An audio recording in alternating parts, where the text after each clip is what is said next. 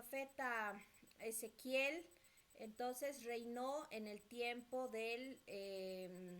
bueno, ya comenzó a reinar al finalizar, ¿no? el periodo del gobierno del rey Sedequías y fue llevado a Babilonia. La división del libro de Ezequiel. Ezequiel podemos dividir en tres secciones, ¿no? En tres secciones que la primera abarcan las profecías antes de la caída de Jerusalén, del capítulo 1 al 24, lo que iba a suceder. Recordemos que su ministerio inició antes de la caída, ¿no?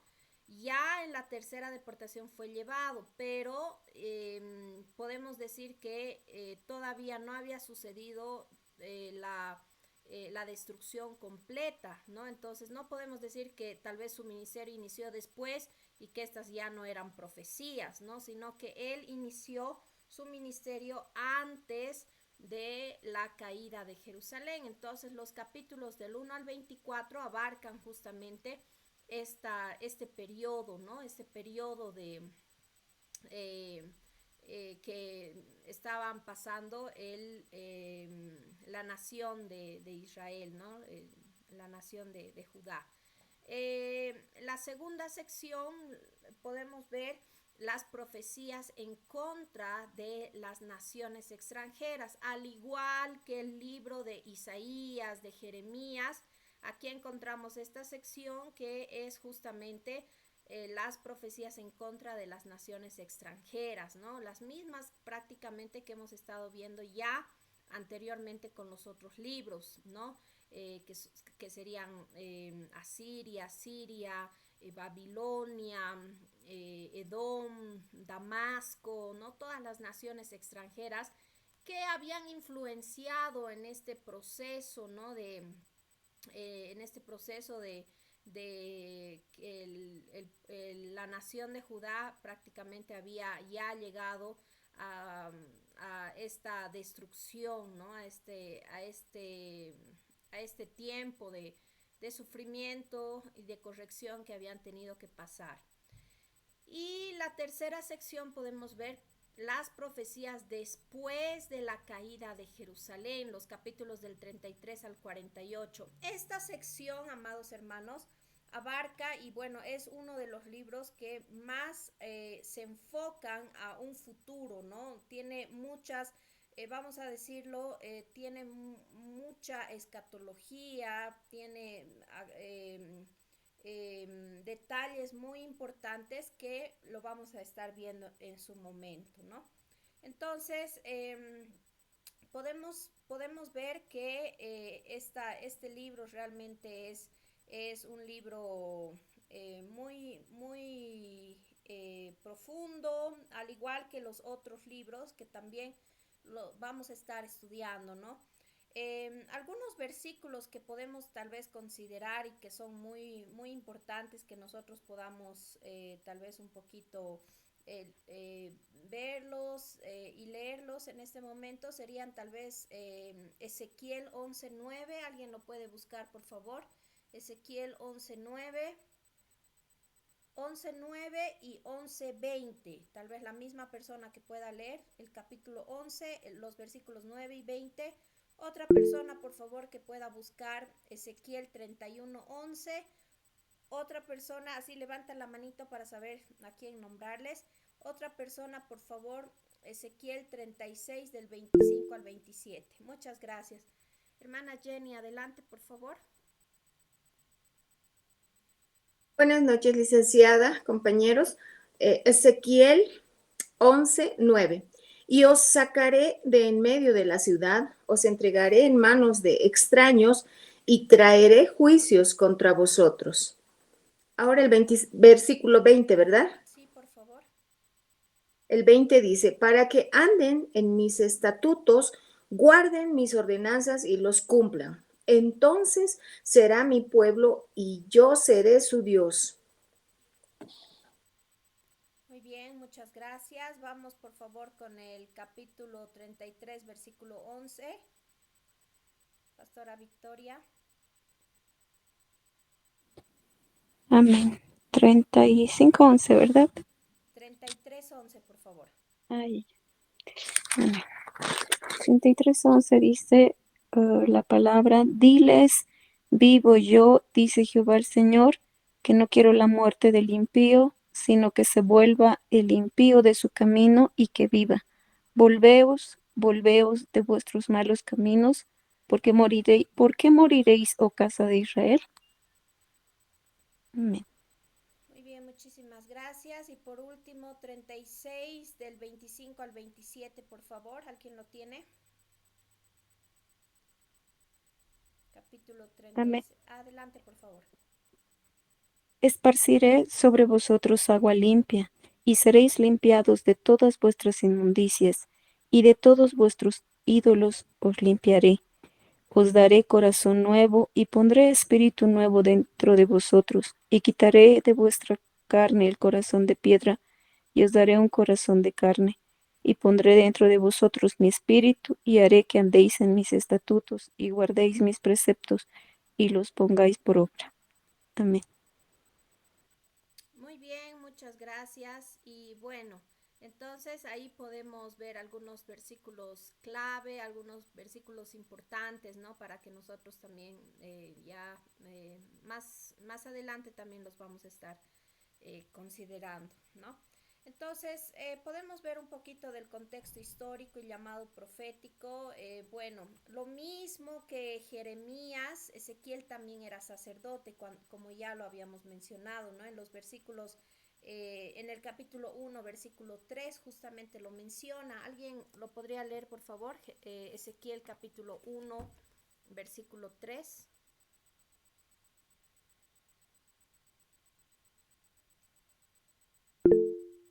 Por favor, hermana Jenny, adelante. Dice Ezequiel capítulo 1, verso 3, dice, la palabra del Señor fue dirigida al sacerdote Ezequiel, hijo de Buzi, en la tierra de los caldeos, junto al río Quebar, y allí vino sobre él la mano del Señor. Muchas gracias. Entonces ahí menciona, ¿no? Que él era también sacerdote y que profetizó, que estuvo ministrando en Babilonia, ¿no? Entonces él pasó sus días, pasó el ministerio, todo lo que, tal vez lo que él, este tiempo en el que él estuvo ministrando, lo realizó en una tierra extranjera. Ahora, Ezequiel comenzó su ministerio a los 30 años, amados hermanos, ¿no? Lo vamos a decir, era de una edad ya, tal vez, no era de una avanzada edad, pero tenía una edad madura, ¿no? A diferencia del profeta Jeremías, ¿no? Que él dijo, yo soy un niño, era bastante joven, ¿no? Era un muchacho cuando Jeremías comenzó su ministerio. Ezequiel ya tenía 30 años, pero a esa edad fue llevado a Babilonia, ¿no? Cautivo sabemos bien, por Nabucodonosor en el año 597. Entonces, vivió a orillas del río Quebar, como lo menciona el versículo 3, ¿no? Vivió a orillas de este río o canal también, el río Quebar. Que eso estaba obviamente en Babilonia, ¿no? Entonces, desde ahí dirigió sus mensajes a la gente, dirigió sus mensajes a las personas, a sus paisanos, ¿no? Porque él también era de Jerusalén, recordemos, a un inicio lo decíamos, ¿no? Él era judío. Y bueno, mientras que Isaías, Jeremías habían profetizado por un espacio de 40 años cada uno, tuvieron un ministerio largo, como ya lo mencionábamos. El ministerio de Ezequiel duró aproximadamente 22 años, ¿no? un poco más corto que los otros profetas. Sin embargo, también era un tiempo considerable, ¿no? Era un tiempo eh, extenso también, ¿no? 22 años. Entonces, él estuvo ministrando en Babilonia alrededor de 22 años. Bueno, como ya lo decíamos anteriormente, hemos visto que habían tres deportaciones, la primera, segunda y la tercera deportación. Entonces, la última fue la que ya, bueno, vemos, ¿no? Podemos ver que la primera deportación fue el año 605 antes de Cristo, la segunda el 597 y la última fue ya en el año 586 antes de Cristo, ¿no? Y podemos situar en este tiempo la escritura del libro de Lamentaciones, ¿no? Y bueno, el libro de Ezequiel fue escrito antes que suceda esta terrible destrucción total, ¿no? Fue un poco antes de este evento trágico, pero el ministerio de Ezequiel duró alrededor de 22 años. Entonces, los profetas contemporáneos al profeta Ezequiel son Jeremías al final de su ministerio, Habacuc, Abdías también y bueno, Daniel, ¿no? En esta misma época que estuvieron ellos, estuvieron prácticamente profetizando, ¿no? Eh, y bueno, Ezequiel nació alrededor del año 622 antes de Cristo. Y bueno, fue deportado a Babilonia a los 25 años, ¿no? Alrededor de los 25 años. Entonces, bueno, esto es lo que ya un poquito hemos explicado. Estaba pasando todo este proceso, todo lo que había estado viviendo el pueblo de Israel. Entonces, bueno, él fue llevado alrededor de los 25 años y bueno, su ministerio profético inició ya en un tiempo que, bueno, estaba ya, la nación de Israel estaba sufriendo bastante, ¿no? Bueno, ya vemos que la fecha inicial de su ministerio fue el 593 antes de Cristo, que justamente lo menciona en el versículo 2. ¿Alguien lo puede leer, por favor? El versículo 2 del capítulo 1 de Ezequiel. Ezequiel 1:2. Amén. En el 5.º año de la deportación del rey Joaquín, a los 5 días del mes. Gracias. Entonces ahí se menciona, ¿no? Era el día 5 del mes de Tamuz del año 30, dice. Entonces, bueno, más o menos fue esa la fecha inicial de su ministerio y la última profecía fue fechada, bueno, alrededor del año 571 antes de Cristo. Esto lo podemos encontrar en el capítulo 29. Versículo 17, por favor, ¿alguien lo puede buscar? 29:17.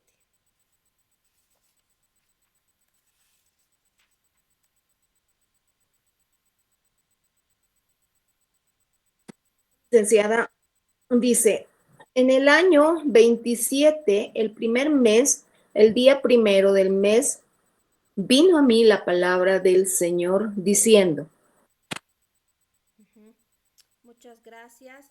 Entonces, esa ya prácticamente fue la última profecía, ¿no? Que podemos encontrar. Entonces, Ezequiel es el único de los tres profetas que usa imágenes tal vez que son bastante, como ya les decía, escatológicas, ¿no? Apocalípticas.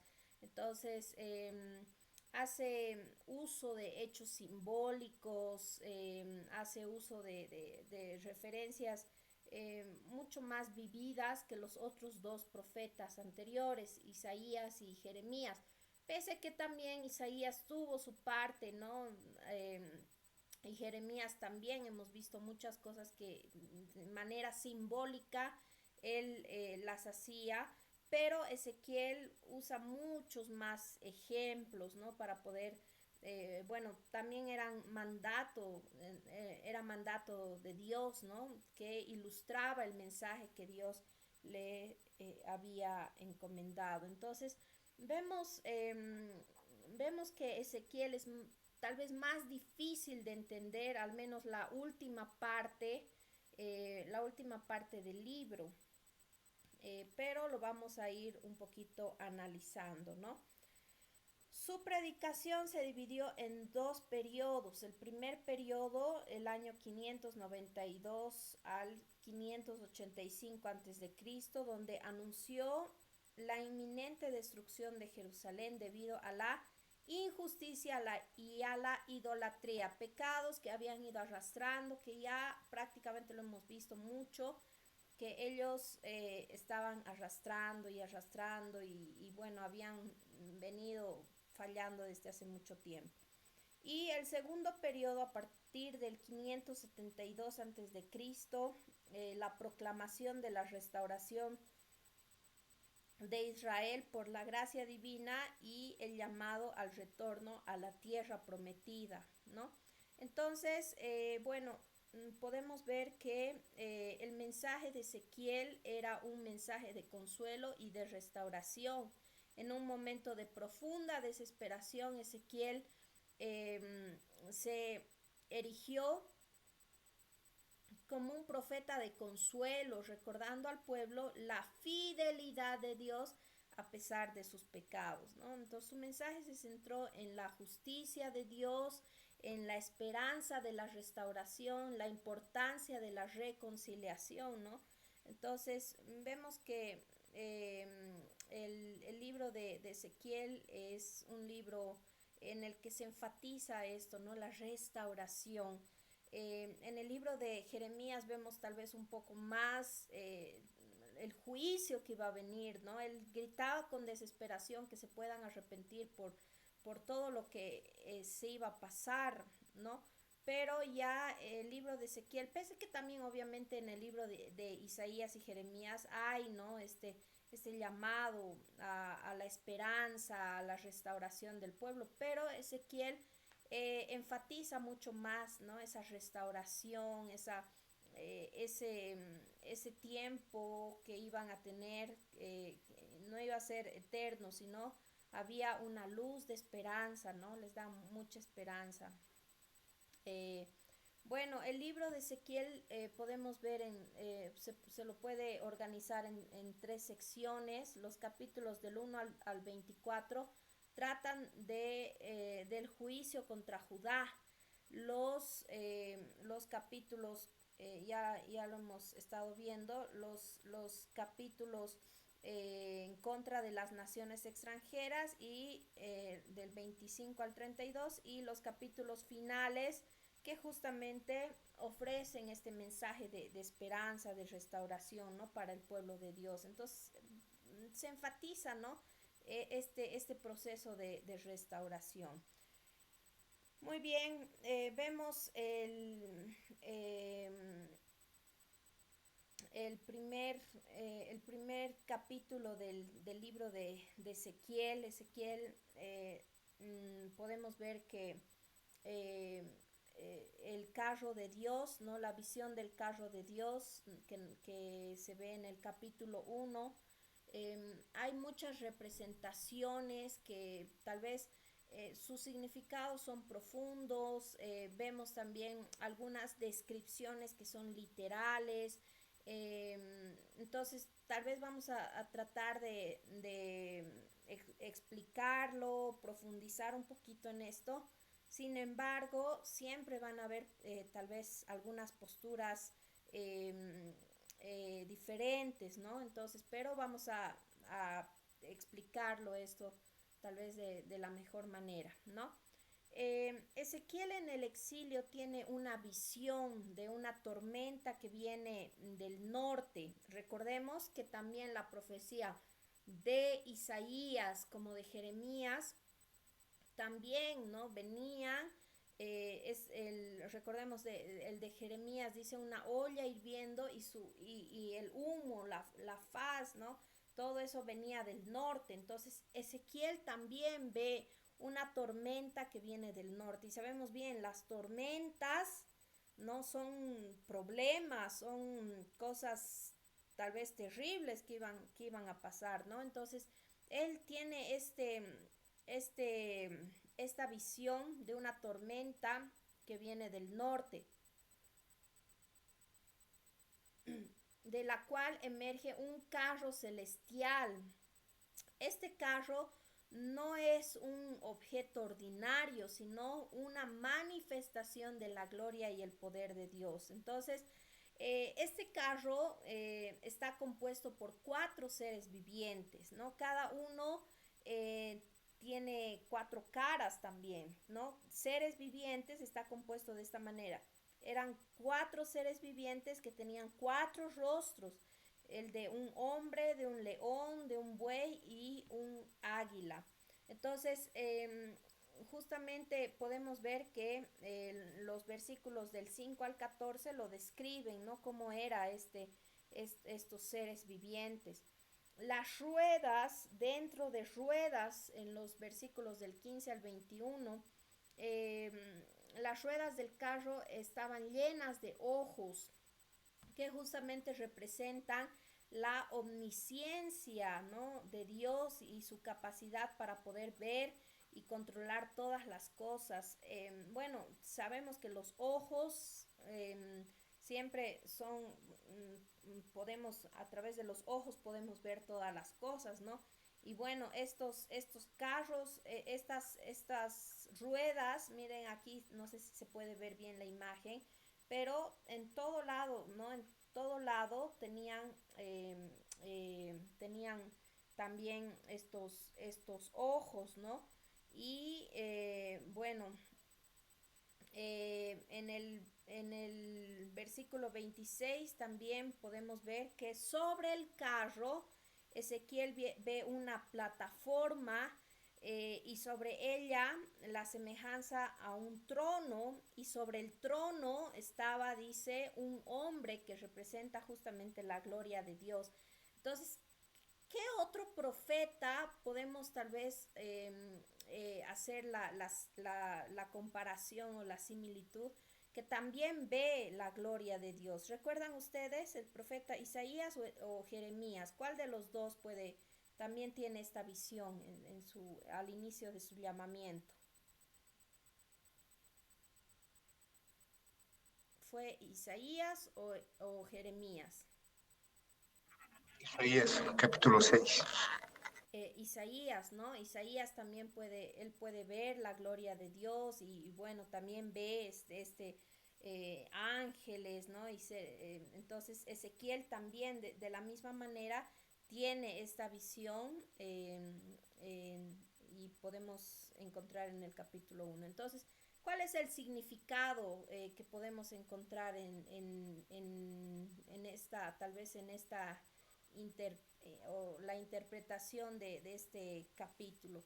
Esta visión revela la soberanía, ¿no? El poder de Dios, a pesar del exilio, la aparente derrota. Hemos leído también en el libro de Lamentaciones, de Jeremías, ¿no? Que dice, todas las naciones se ríen, se burlan de nosotros, cantan victoria, ¿no? Entonces, aparentemente, la nación de Judá había sido destruida, había sido derrotada, ¿no? Y bueno, parecía la total derrota de esa nación. Pero, sin embargo, Dios sigue siendo el Rey Supremo y a través de esto se revela, ¿no? Que por encima de todas las naciones, de todas las cosas, está sentado el Rey en su trono, ¿no? Impactante. La movilidad del carro simboliza la presencia de Dios en todas partes. ¿Qué se llama esa presencia de Dios en todas partes? Es la omnipresencia, ¿no? Que Él está en todas partes. Estas ruedas iban por todo lado, ¿no? Entonces, la omnipresencia de Dios, incluso en el exilio, Él estaba ahí con ellos, con su pueblo, ¿no? Entonces, Dios no está limitado al templo de Jerusalén, que recordemos que ya, bueno, ya había sido tal vez destruido, ya ellos no tenían templo y pensaban que ya, bueno, Dios les había abandonado, pero podemos ver que ellos estaban guardados por el Señor en ese tiempo también, ¿no? Entonces Dios no estaba limitado al templo de Jerusalén, sino que estaba acompañando a su pueblo aún en ese lugar donde estaba en Babilonia. Y bueno, también esta visión subraya la santidad y la gloria de Dios que inspiran temor y reverencia, ¿no? Realmente es una visión impactante que tiene el profeta. Él recibe un llamado impactante, ¿no? Un llamado realmente desafiante que, que debía hablar a las naciones y a su pueblo, ¿no? Entonces, en este primer capítulo podemos ver que Dios le hace un llamado, bueno, le muestra esta visión. Él ve la gloria de Dios y puede ver, ¿no? Todas estas características en esa visión. En el capítulo 2 podemos ver que le hace el llamado al ministerio profético para hablar a un pueblo de dura cerviz, ¿no? Podemos leer el capítulo 2, los versículos del 3 al 7, por favor, ¿alguien lo puede leer? Que a pesar de que era un pueblo de dura cerviz, era un pueblo muy rebelde, pero Dios le manda a que pueda que pueda decir el mensaje y le fortalece también. Qué impresionante, ¿no? Cómo es el Señor tan amoroso. El capítulo 2, ¿alguien puede leer los versículos 3 al 7? Amén. Adelante, por favor. Y me dijo, hijo de hombre, yo te envío a los hijos de Israel, a gentes rebeldes que se rebelaron contra mí. Ellos y sus padres se han rebelado contra mí hasta este mismo día. Yo, pues, te envío a hijos de duro rostro y de empedernido corazón, y les dirás, así ha dicho Jehová el Señor, ¿acaso ellos escuchen? Pero si no escucharen, porque son una casa rebelde, siempre conocerán que hubo profeta entre ellos. Y tú, hijo de hombre, no les temas, ni tengas miedo de sus palabras, aunque te hallas entre zarzas y espinos, y moras con escorpiones, no tengas miedo de sus palabras, ni temas delante de ellos, porque son casa rebelde. Les hablarás, pues, mis palabras, escuchen o dejen de escuchar, porque son muy rebeldes. Amén. Amén, muchas gracias. Entonces, de entrada le dice, ¿no? Al profeta.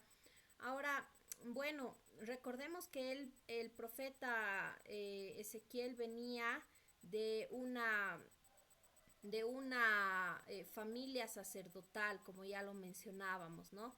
Tal vez el sueño del profeta Ezequiel era poder servir en el templo. Ellos iniciaban a la edad de los 30 años y bueno, a esa edad justamente él fue llevado a Babilonia y en vez de tal vez iniciar su ministerio sacerdotal, inició un ministerio profético, pero no en el lugar que tal vez él deseaba, ¿no?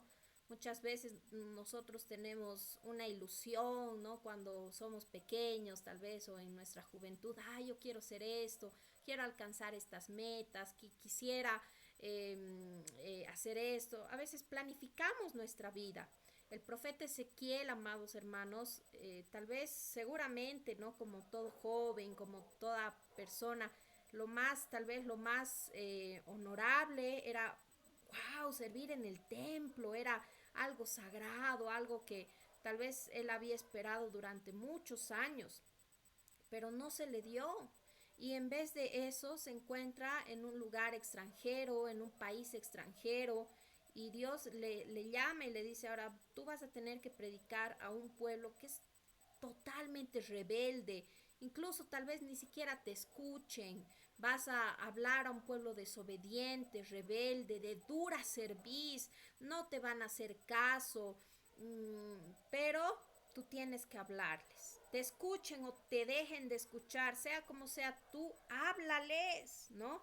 Abre tu boca y come lo que yo te voy a dar. Y más adelante, bueno, vamos a ver un poquito ya en el capítulo 3 que Dios le manda a hacer algo simbólico también, ¿no? Pero bueno, fue realmente, su llamamiento fue realmente desafiante, ¿no? Porque era algo que tal vez él no esperaba, pero así estaban las cosas, así eso es lo que estaba sucediendo y Dios le llama a este ministerio profético, no tal vez era lo que él quería ni esperaba y muchas veces, ¿no? Nosotros queremos o esperamos, nos planificamos cosas y Dios nos cambia los planes, pero ¿cómo respondió Ezequiel a este llamamiento? ¿No? Él respondió de una manera obediente, aunque tal vez nosotros también tengamos que cambiar muchas cosas, no se den las cosas como nosotros soñamos o esperamos, confiemos en el Señor, obedezcamos la palabra del Señor, ¿no? Tal vez ese es el mensaje que este profeta nos muestra, ¿no? A través de su ejemplo. Él es fortalecido por el Señor, ¿no? Es fortalecido y bueno, podemos ver que el Señor estaba ahí con él, le da esta orden para que él pueda cumplir su palabra, pueda dar el mensaje a este pueblo rebelde, pero que Dios deseaba la restauración de su pueblo. En el capítulo 3 ya vemos que Dios le da también una orden, ¿no? Y le dice que, bueno, que se coma el rollo, ¿no? Que devore el rollo. Y lo hemos empezado a leer en el capítulo 2, dice, y come lo que te voy a dar. Entonces vi una mano, el versículo 9, estoy con otra versión, pero ustedes también lo pueden leer ahí en la versión Reina Valera. Yo estoy con la versión TLA, ¿no? La traducción en lenguaje actual. Dice en el capítulo 2, versículo 9. Adelante, por favor, hermano Juan Carlos. No sé si es al punto o leemos primero, pero... Buenas noches, licenciada y compañeros. Licenciada, si me puede permitir un comentario sobre el capítulo primero que empezó o espero todavía. Sobre el capítulo 1. Sí, acerca de las ruedas. Pensaba que nos iba a preguntar algún comentario, licenciada. Ya, adelante, adelante.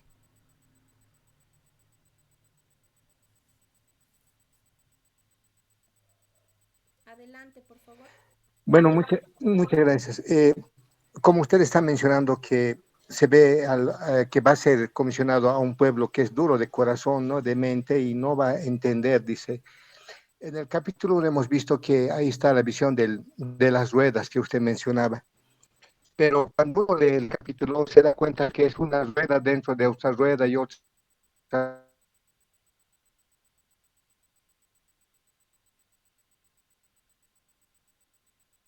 Y parece que hay una confusión total que no se podría manejar en el sentido de las ruedas. Pero para el ser humano es muy imposible, ¿no? Hacer ese tipo de orden, armonía en un caos total.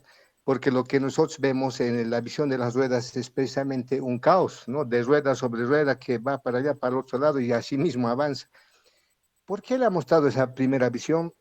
Yo relaciono en el análisis con lo que ha pasado en el libro de Lamentaciones. No estamos viendo, tratando de entender el acróstico, por qué estaba expuesto de esa manera. Y lo que se puede entender es que en el libro de Lamentaciones, por ejemplo, hemos visto que hay una estructura y en realidad había habido un quiasmo, es decir, como un espejo, ¿no? Una parte refleja la otra parte y el centro de todo eso es el capítulo 3 y un versículo en particular, ¿no? Sobre el que habla de acerca de la misericordia de Dios. Entonces, profundizando en el libro de Lamentaciones, se puede ver que, aunque era un dolor total por la manifestación del alfabeto de la A a la Z hebreo, se puede ver que es un dolor que se consume hasta el extremo, pero también se puede ver que hay un límite, no va más allá de eso.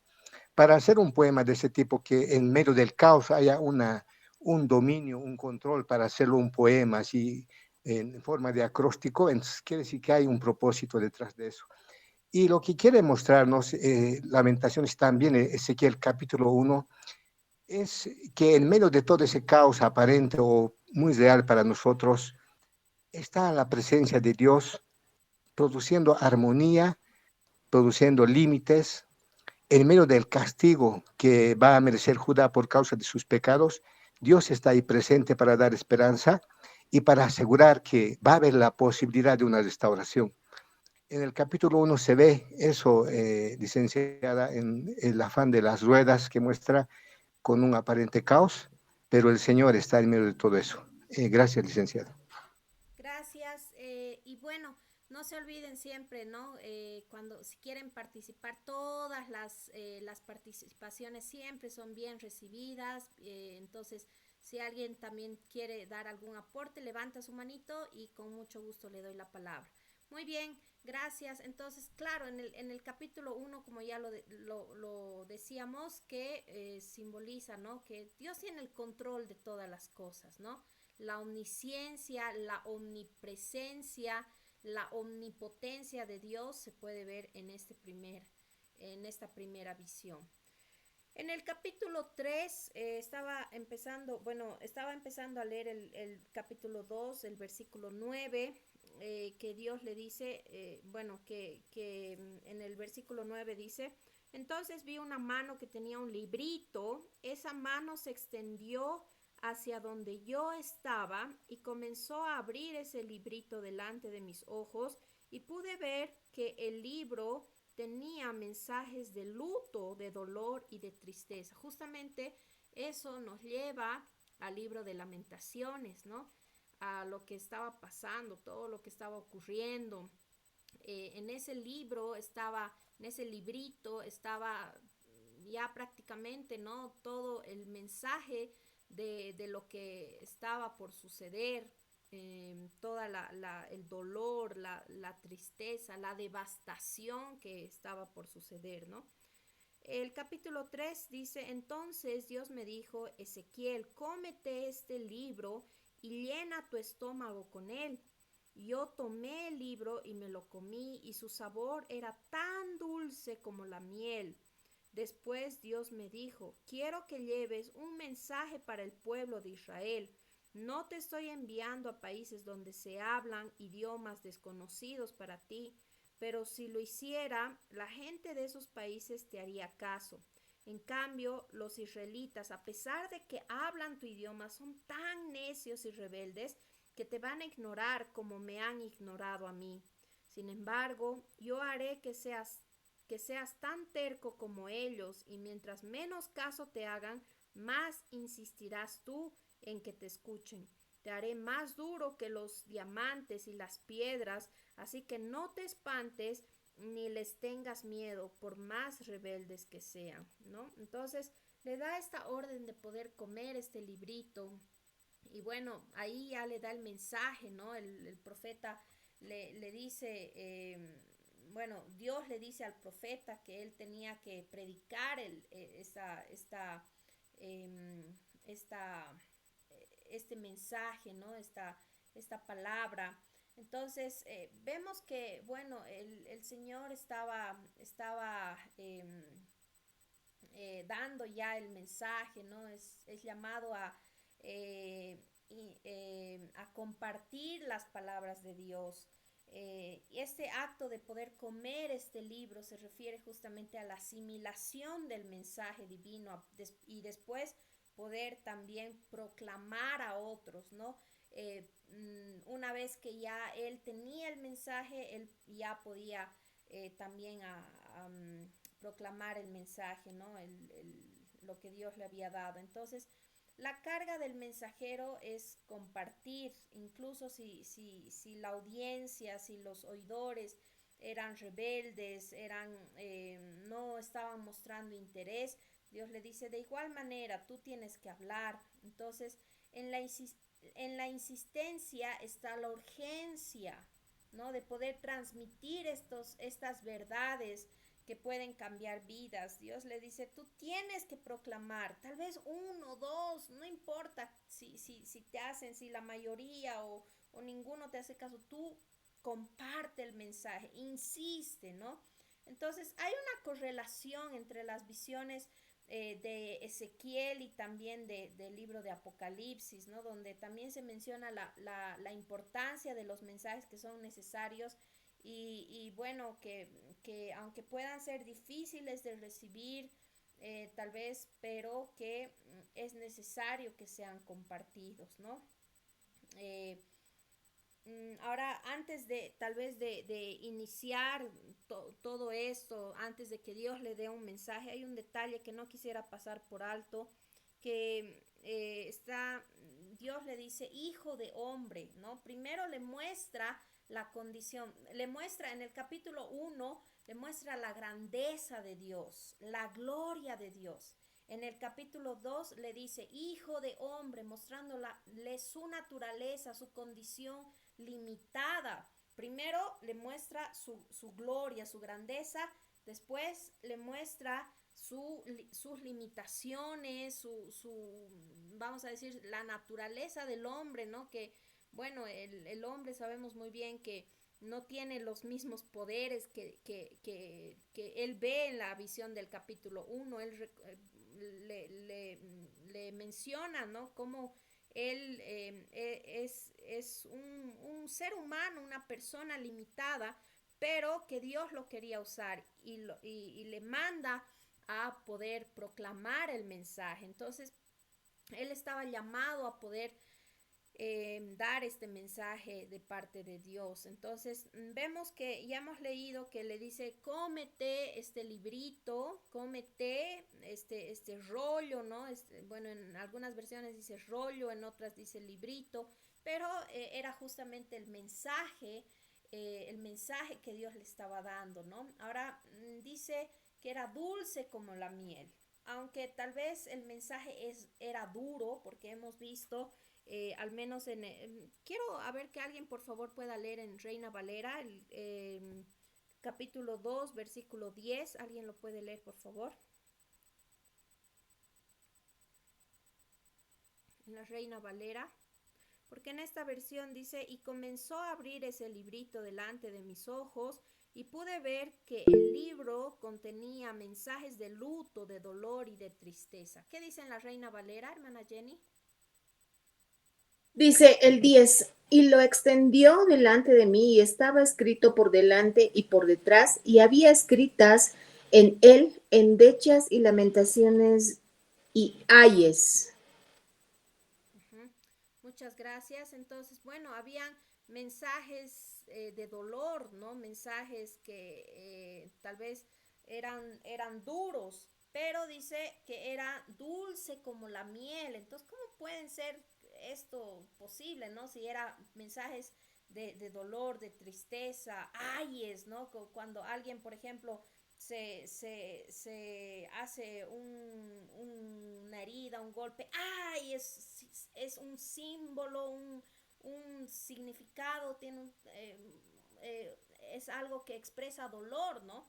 Entonces justamente era un mensaje duro, pero la verdad de Dios es placentera para el justo, ¿no? Que esto justamente se quería transmitir, ¿no? Dulce como la miel, pero después dice que ya fue amargo, ¿no? En los versículos, a ver,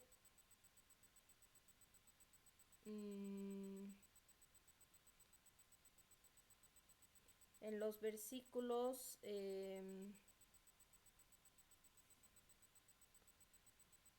bueno, un poquito más adelante, no sé si, a ver, tal vez alguien lo encuentra.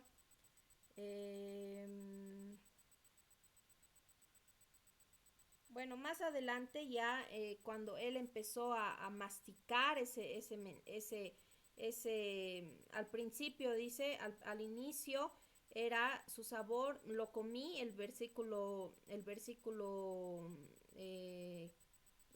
4, lo comí, su sabor era tan dulce como la miel. Después Dios me dijo, quiero que lleves un mensaje para el pueblo de Israel, ¿no? Entonces, realmente Dios le estaba dando al profeta Ezequiel este duro mensaje, ¿no? Dales este mensaje de mi parte. Si te hacen caso bien, si no te hacen caso también. Dios estaba abriendo esa puerta para aquellos que quieran escuchar, acepten el mensaje bien, y si no, ya no era responsabilidad de Ezequiel, él estaba cumpliendo. Ahora, esto también nos enseña algo muy importante, ¿no? Que nosotros también tenemos que predicar la palabra de Dios. Hay ahora tantas cosas que hemos visto, ¿no? Que, no, pobre hermano, para que no se enoje, no le diré esto, no le daré esta palabra confrontativa, solo mensajes de aliento, de esperanza. Pero vemos que a Ezequiel le dio un mensaje duro y le dice, tienes que hablar esto, ¿no? Entonces muchas veces también nosotros vamos a tener que dar mensajes de confrontación. Si escucha a la gente y se arrepiente, gloria a Dios. Pero si no, nosotros también cumplimos con lo que el Señor nos ha mandado, ¿no? Y nos ha dado que nosotros podamos también predicar el Evangelio. Hermano Juan Carlos. Sí, permítame. En Apocalipsis 10 corroboran sus palabras, licenciada, porque dice Apocalipsis 10, versículo 8, la voz que oí del cielo habló otra vez conmigo y dijo, ve y toma el librito que está abierto en la mano del ángel que está en pie sobre el mar y sobre la tierra.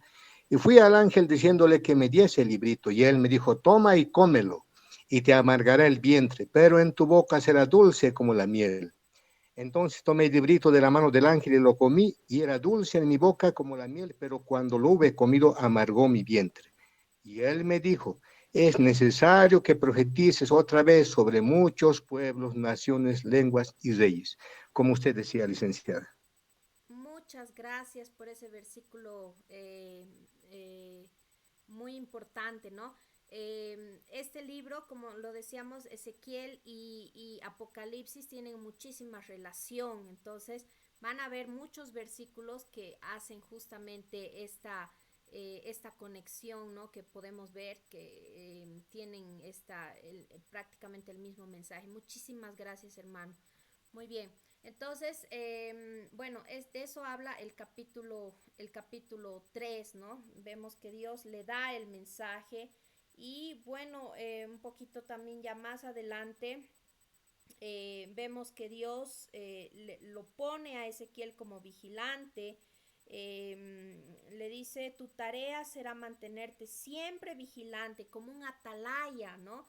Le dice, tú tienes que dar el mensaje, estar vigilante para que el pueblo también pueda escuchar todo lo que va a venir, ¿no? Están en grave peligro y tú tienes que decírselos, tienes que darles el mensaje, ¿no? Entonces es un mensaje de urgencia. Primero le manda y le ordena y le dice, bueno, primero le advierte, ¿no? Le dice, es un pueblo rebelde, pero tú tienes que hablar.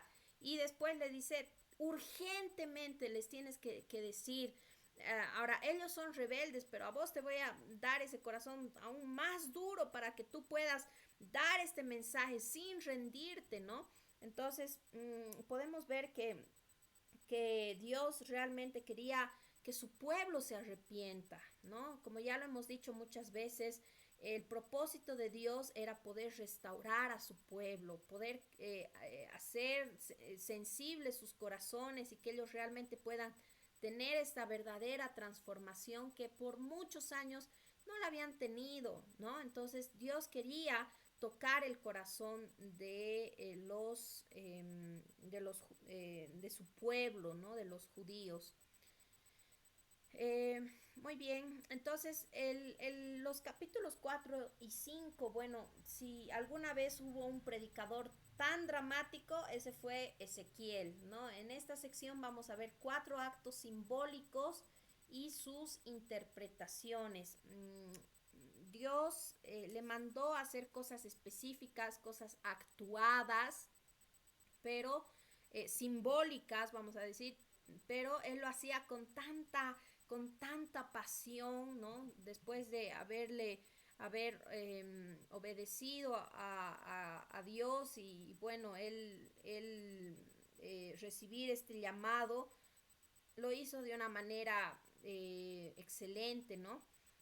Podemos ver primero la invasión de Jerusalén en el capítulo 4, en los versículos del 1 al 3.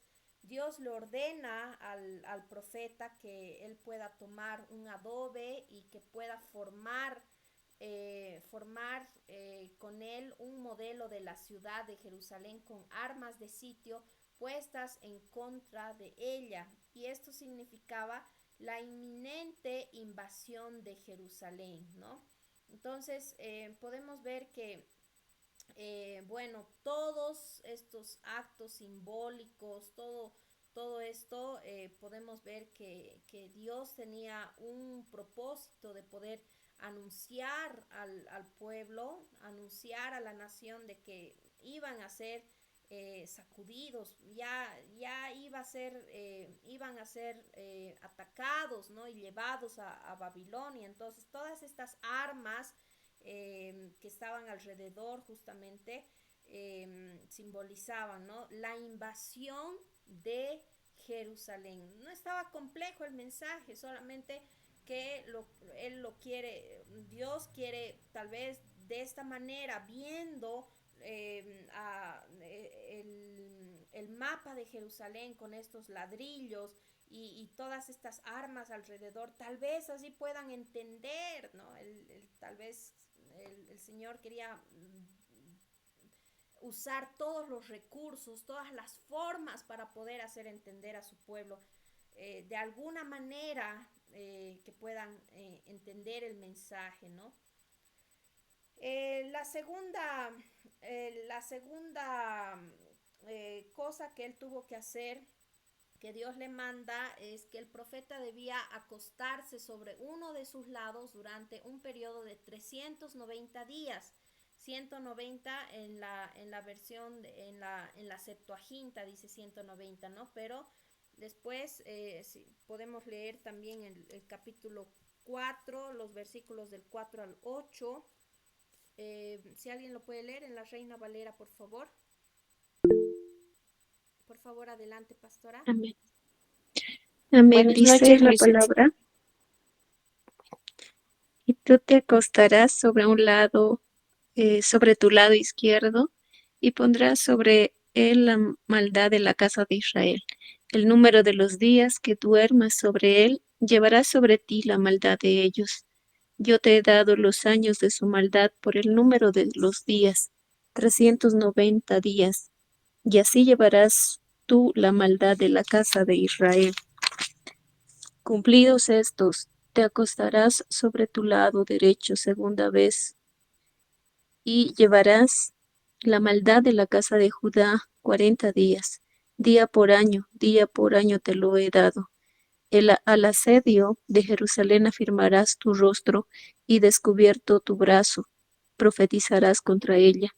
Y he aquí he puesto sobre ti ataduras, y no te volverás de un lado al otro hasta que hayan cumplido los días de tu asedio.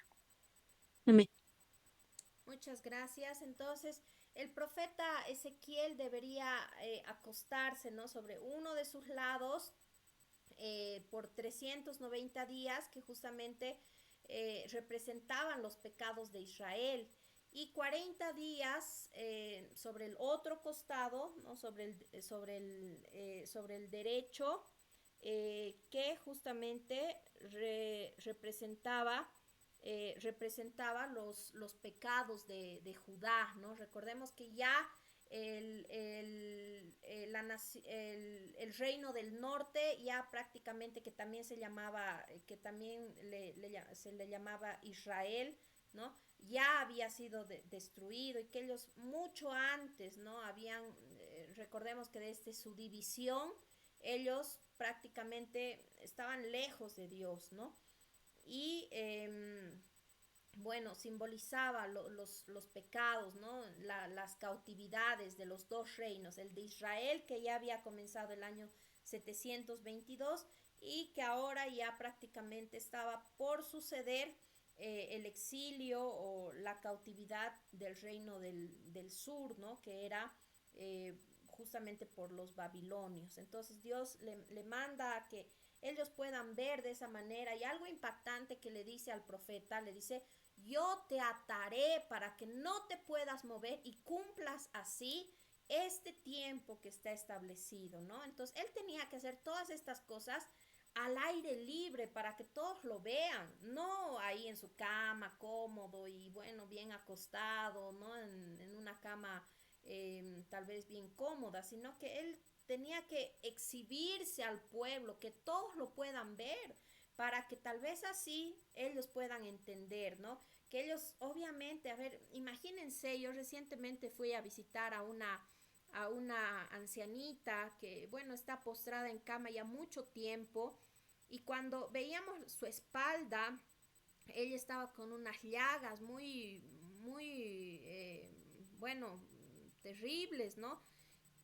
Esto era porque no se podía mover. Ahora imagínense 390 días que él tenía que estar de un solo lado sin poderse mover.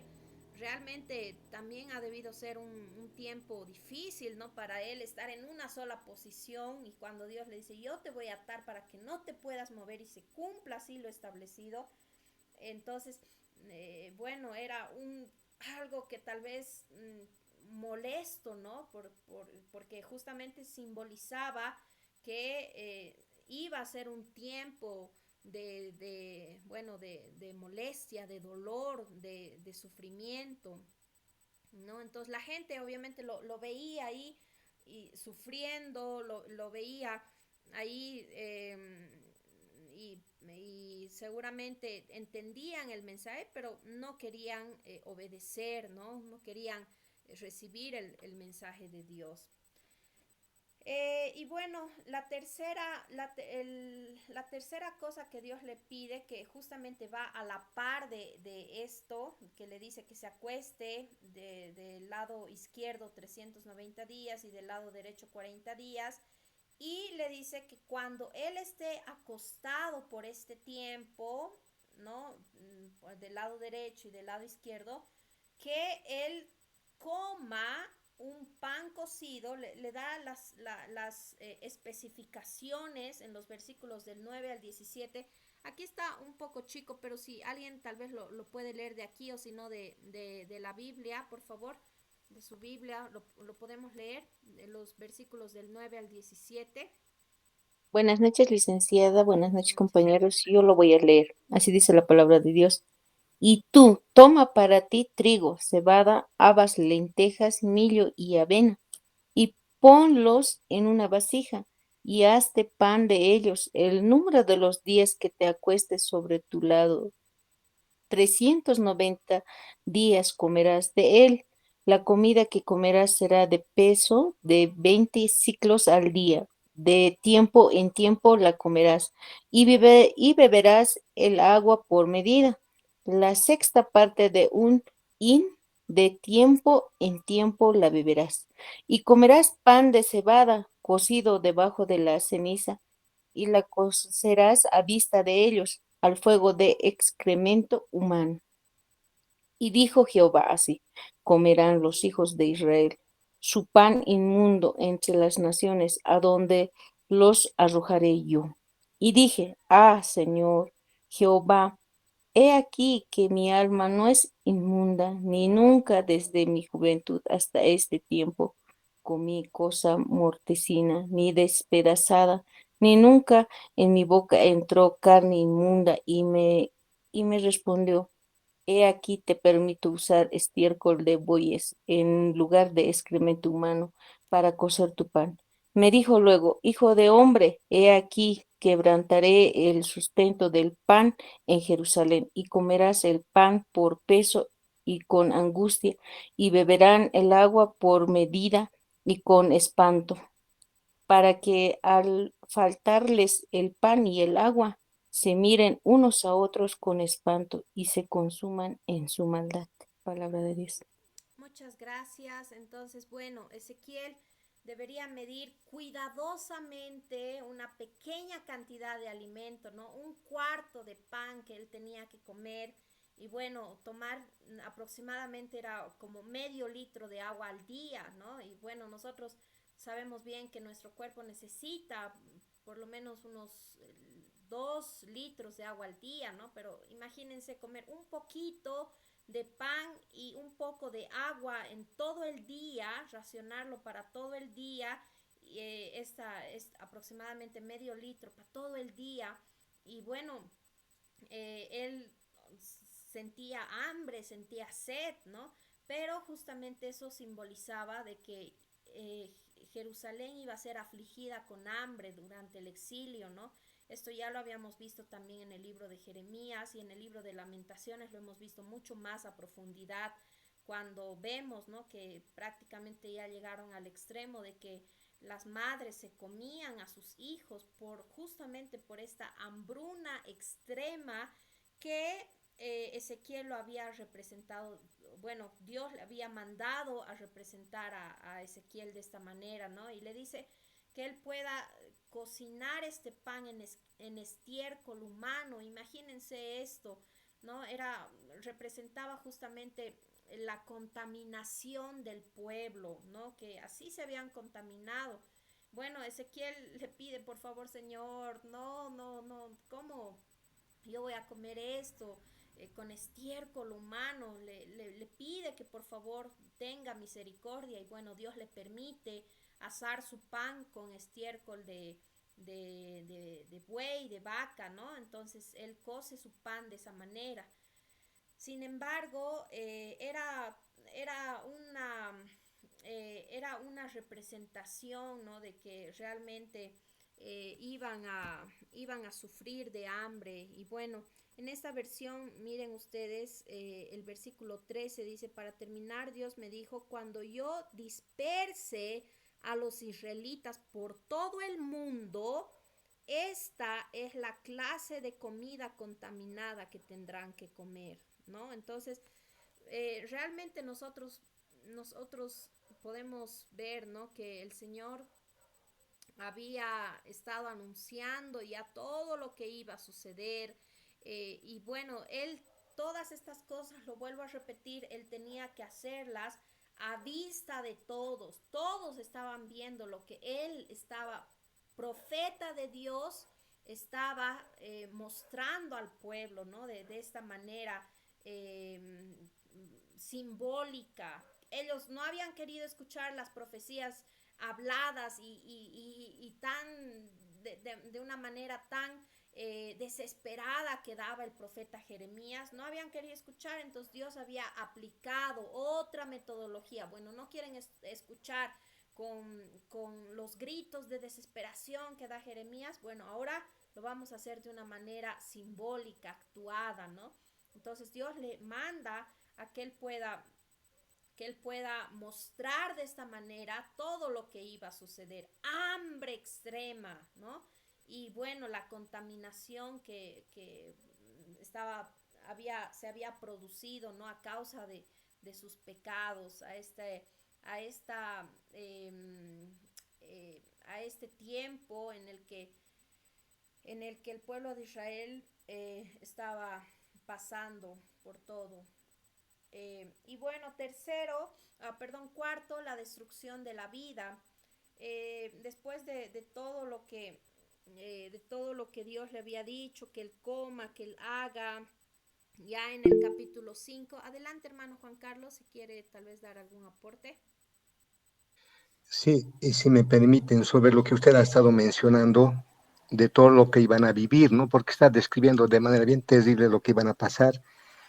Mire lo que dice, ¿no? 390 días de un costado, con todas las consecuencias que usted ha mencionado, y luego 40 días del otro costado. ¿Por qué esos números? Y dice más abajo en el versículo 6 de capítulo 4, día por año te lo he dado. Quiere decir que 390 días representaba en la realidad 390 años y 40 días representaba 40 años. Cuando vemos la historia de la caída de Israel, es decir, más bien de la división del reino de Israel, se fue al norte Israel y al sur Judá y Benjamín. Entonces, eso ocurrió el año 930, según la historia, la división del reino de Salomón. Y cuando contamos para atrás, llegamos prácticamente al año 540, donde ya ha sido conquistado el reino caldeo y entran los medos y los persas. Es decir, al 930 les restamos 390 años, llegamos a la caída de Babilonia y la conquista por parte de los medos y los persas.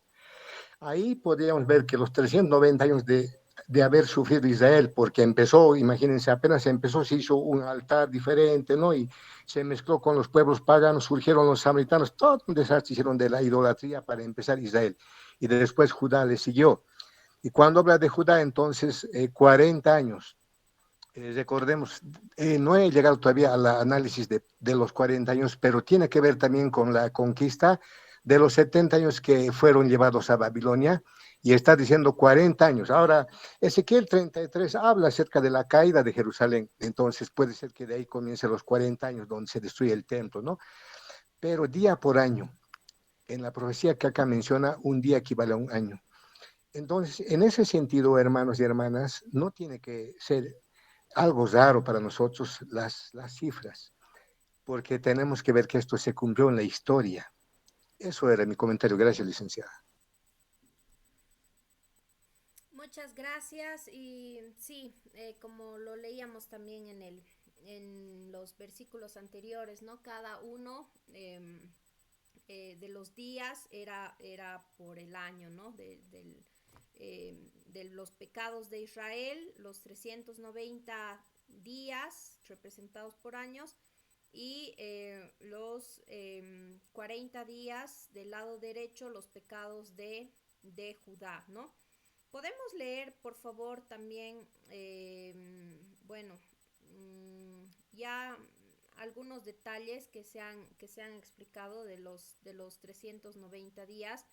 Y bueno, normalmente en la Biblia el número 40 suele significar justamente prueba, juicio, ¿no? Entonces, ¿se cumplió? Sí se cumplió, ¿no? Todo este tiempo que ellos tuvieron de asedio, de exilio que ellos tuvieron, realmente fueron este tiempo, ¿no? que estuvieron por sus pecados, estuvieron pasando a causa de sus pecados, ¿no? Prolongados, recurrentes. Entonces fue un tiempo en el que ellos estuvieron pasando todas estas cosas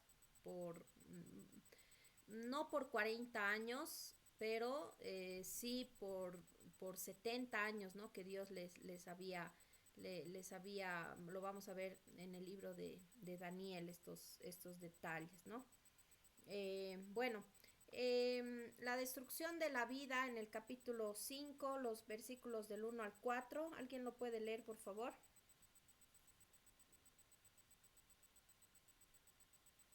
Sí, licenciada, yo solo voy a leer. Y Gracias. dice así: Y tú, hijo de hombre, tómate un cuchillo agudo, toma una navaja de barbero y hazla pasar sobre tu cabeza. y tu barba. Toma después una balanza de pesar y divide los cabellos. Una tercera parte quemarás a fuego en medio de la ciudad cuando se cumplan los días del asedio, y tomarás una tercera parte y la cortarás con espada alrededor de la ciudad. Y una tercera parte esparcirás al viento, y yo desenvainaré espada en pos de ellos. Tomarás también de allí unos pocos en número, y los atarás en la falda de tu manto. Y tomarás otra vez de ellos y los echarás en medio del fuego, y en el fuego los quemarás. De allí saldrá el fuego a toda la casa de Israel. Palabra de Dios.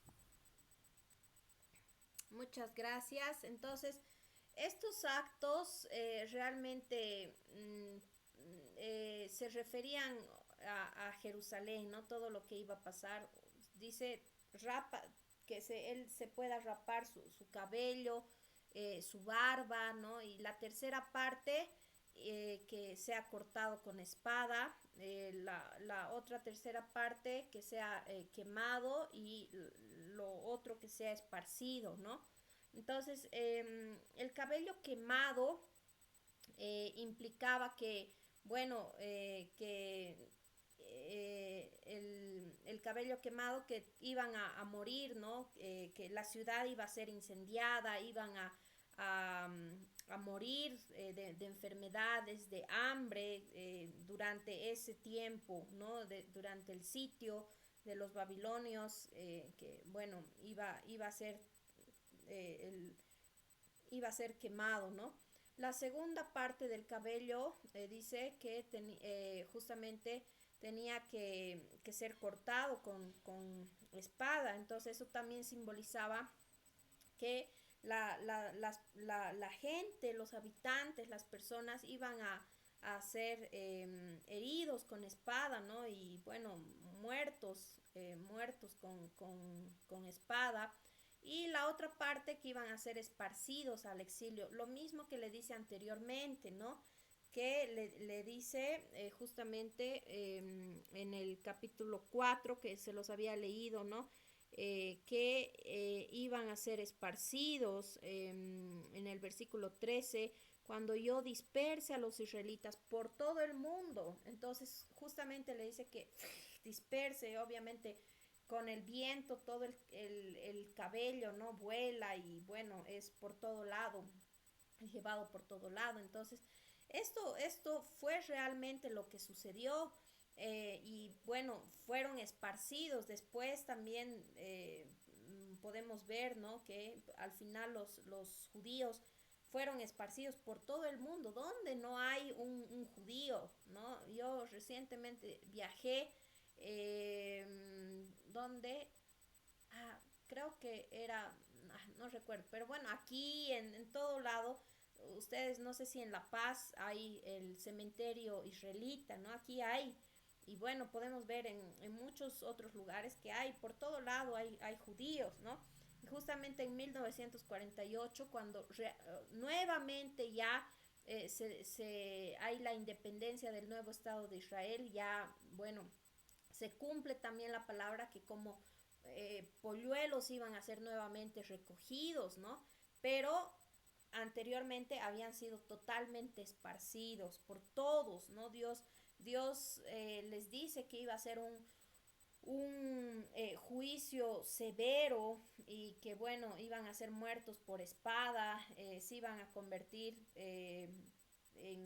bueno, en ese tiempo en la burla de las otras naciones. Y bueno, podemos ver que todo esto también se cumple, ¿no? Que ya se ha estado cumpliendo todo esto. El significado de los símbolos, bueno, todos estos actos simbólicos, ya lo hemos mencionado, se refieren a Jerusalén. El cabello quemado tipificaba a aquellos que morirían de enfermedades y hambre durante el sitio. La segunda parte del cabello simbolizaba a los que serían muertos a espada, y la tercera parte aquellos que serían esparcidos al exilio. Entonces, todas estas cosas, amados hermanos, estos actos simbólicos que Dios le había dado, le había dicho al profeta Ezequiel que los pueda hacer, simbolizaban justamente que, bueno, iban a pasar por este tiempo y bueno, de una u otra manera se quería que los judíos puedan recibir el mensaje, ¿no? Y se estaba transmitiendo el mensaje de lo que iba a suceder. Hasta ahí tal vez hay algún aporte, algo que se quiera tal vez decir. En los capítulos siguientes, en el capítulo 6, en el capítulo 7, justamente, hay, ¿no? El mensaje de que el castigo iba a ser severo, ¿no? En el capítulo 6, mensaje contra los que adoran a ídolos. Vuelven a repetir los pecados, ¿no? De la idolatría. Esto es muy recurrente, muy repetitivo, porque Dios quería que ellos puedan entender cuál era el pecado que a Dios tanto le molestaba y que quería que su pueblo se pueda arrepentir, que puedan dejar todos esos ídolos, que puedan dejar todas esas prácticas pecaminosas que los alejaban de Dios. Entonces, ya en el capítulo 7 les manda todas estas advertencias, les dice que, bueno, la causa principal del castigo iba a ser la idolatría, pero que esto había desencadenado a la ira de Dios, ¿no? Y bueno, se resalta la paciencia de Dios, la tolerancia de Dios durante todos estos años, pero que ya había llegado al límite. Podemos leer los versículos 8 y 9 del capítulo 7, por favor. ¿Alguien lo puede leer? Estos dos versículos. Versículos de los 8 y 9 del capítulo 7. Amén. Dice así: ahora pronto derramaré mi ira sobre ti y cumpliré en ti mi furor. Y te juzgaré según tus caminos y pondré sobre ti tus abominaciones. Y mi ojo no perdonará ni tendré misericordia, según tus caminos pondré sobre ti. Y en medio de ti estarán tus abominaciones y sabréis que yo Jehová soy el que castiga. Muchas gracias, Pastor Marco. Entonces, ya había llegado, ¿no? Al límite todas estas acciones que el pueblo de Israel había estado repetitivamente haciendo. Y bueno, es tiempo de que, bueno, ahora ya ustedes tomen la responsabilidad de sus actos, ¿no? Dios les estaba diciendo, es tiempo que nos pongamos a cuentas, que, bueno, que ya ustedes por de una u otra manera entiendan que ya esto ha llegado al borde de todas las cosas. Entonces ha llegado la hora, voy a castigarlos, dice, voy a hacerlos sufrir las consecuencias de todos sus actos repugnantes. Así reconocerán que yo soy el Dios de Israel y que también sé castigar. Entonces ya la paciencia de Dios ya, bueno, ellos habían sobrepasado ese límite, ¿no? Entonces, bueno, todo eso había sido consecuencia de los pecados que ellos habían estado cometiendo. El versículo 10 dice, ha llegado el día, ha llegado la hora, por todas partes se ve orgullo y maldad, crece la violencia y brota la maldad, pero de ustedes no quedará nada, ni grandes ciudades, ni grandes riquezas. Ha llegado la hora, ha llegado el día, se acaba la alegría de los que compran y a los que venden. Voy a castigar a estas multitudes, ¿no? Entonces ya en ese capítulo 7 se menciona que el castigo iba a ser severo, que ya se había llegado, se había sobrepasado los límites y que ya no se podía seguir aguantando todas las cosas que ellos estaban haciendo, ¿no? Entonces, por ese motivo Dios les iba a castigar. Había llegado ya el tiempo de la ira de Dios. Dios había sido tan paciente y misericordioso, pero también dice, es tiempo que ahora conozcan al Dios que también sabe castigar, ¿no? Como un padre que cuando el hijo no obedece, no obedece, y esto es recurrente, bueno, algún momento ya también el papá tiene que corregir con vara, ¿no? Como dice también. Entonces, habían llegado a este extremo y Dios les iba a castigar, ¿no? Entonces, el capítulo 7 menciona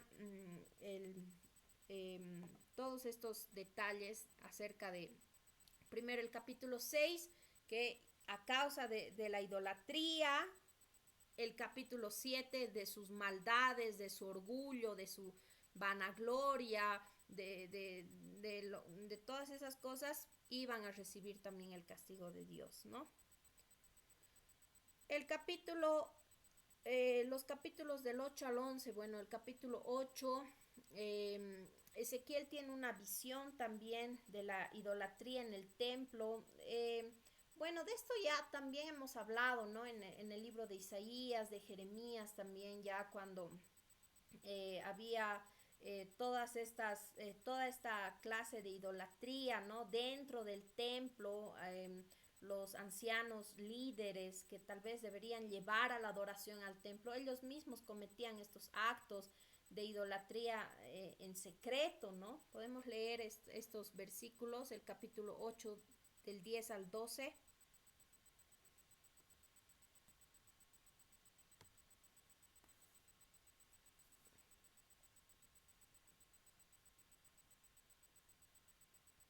Licenciada, Adelante, pastor, por favor. amén.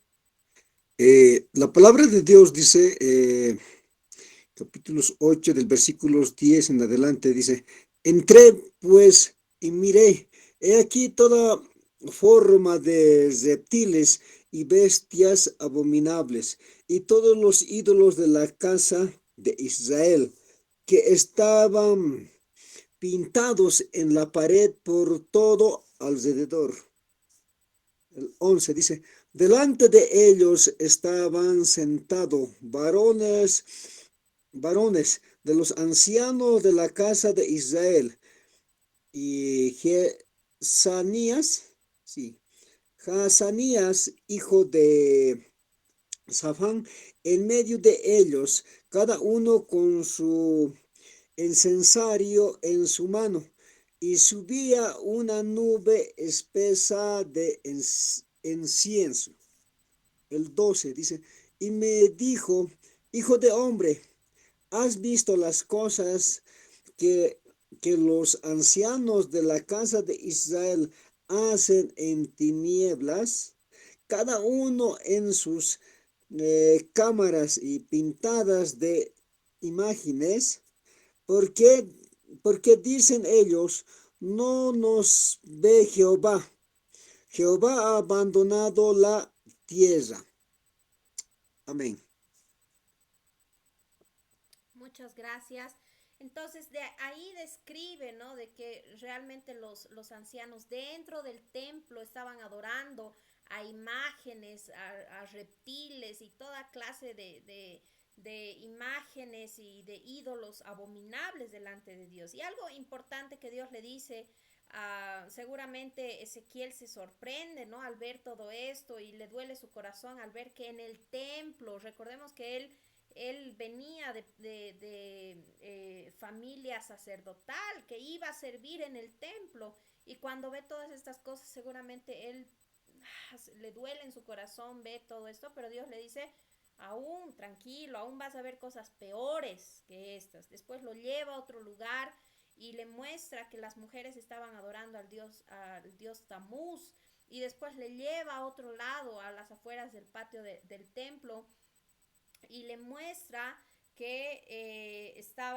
estaban ahí también adorando al dios Sol, ¿no? Entonces había idolatría realmente estaba totalmente corrompidos, ¿no? Todos estaban corrompidos, estaban adorando dentro y fuera del templo, estaban adorando a otros ídolos, ¿no? Imágenes realmente que Dios no aprobaba. Entonces la abominación llega al colmo, ¿no? Cuando los sacerdotes adoran al sol, adoran al dios sol a espaldas del templo, como para que no demos la cara al templo de espaldas, ¿no? Para que como que nadie nos está mirando, pero Dios les estaban viendo, ¿no? Ellos pensaban, como Dios le dice al profeta Ezequiel, ellos piensan que yo ya he abandonado la ciudad, que no los estoy viendo, pero realmente todo esto provoca la ira de Dios, ¿no?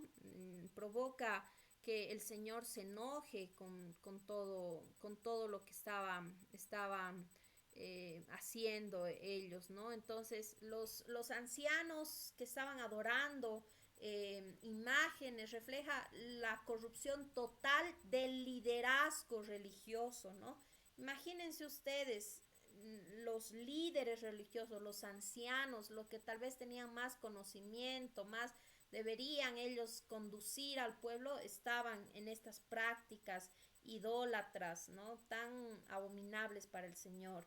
Mujeres llorando por Tamuz, un poquito más adelante, los versículos 14 bueno, 14 y 15 nos muestran, ¿no? De que las mujeres estaban ahí también adorando. En el norte del templo, dice, vi sentadas unas mujeres que lloraban por el dios Tamuz. Entonces, eso refleja justamente la adopción de rituales paganos en el templo, ¿no?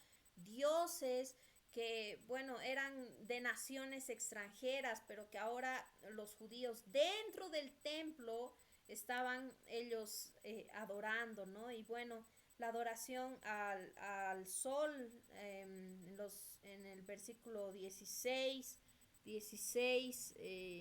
y bueno, 16, sí, dice que habían, ¿no? Estos, a ver, el versículo 16 dice, luego Dios me llevó al patio que está dentro del templo y vi que entre el patio y el altar había unos 25 hombres que estaban de espaldas al lugar santo y mirando hacia el este, arrodillados, tocaban el suelo con la cara y adoraban al sol. Entonces, justamente simboliza la traición hacia Dios, ¿no? Al dar la espalda al templo. Ellos estaban en todas estas prácticas idólatras, ¿no? Entonces, ¿cómo el Señor no se iba a enojar? ¿Cómo no se iba a enfurecer por todo lo que ellos estaban haciendo? ¿Cómo Dios no iba realmente a eh, no sé, renegar por tantas cosas que se estaban viendo, ¿no? Y algo que me impacta, como ya les decía, era que en cada cosa Dios le dice, espera, ¿ves esto? Vas a ver algo peor. Y le lleva y le muestra otra cosa. ¿Ves esto? Espera, vas a ver algo mucho peor, ¿no? Entonces, ya vamos a decir, la gota que rebasó el vaso fue cuando ya le dieron totalmente la espalda a Dios, ¿no? Al finalizar este capítulo 8 que podemos ver. Entonces, eh, Dios ordena, ¿no? Que bueno, ya que se pueda repetir este mensaje de que sus pecados ya habían sido llegados a la máxima, a lo máximo que se puede aguantar, pero que ya no se, ya eran demasiados, no solamente el pueblo había caído en ese error, sino que los líderes estaban en estas prácticas idólatras, ¿no?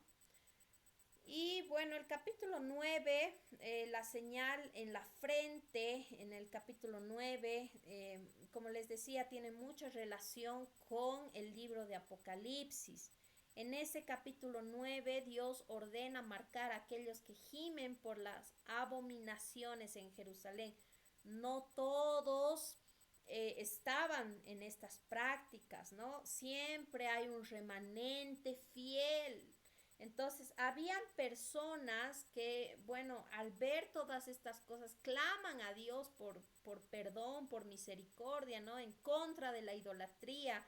Y bueno, mientras el juicio cae sobre los que no tienen la señal, eh, Dios no dice que iba a sellar a aquellos que se habían mantenido fieles, ¿no? Entonces, justamente representa la protección divina sobre los justos, ¿no? Podemos leer el Ezequiel 9:4 y alguien lo puede buscar, por favor. Apocalipsis 7:3, por favor.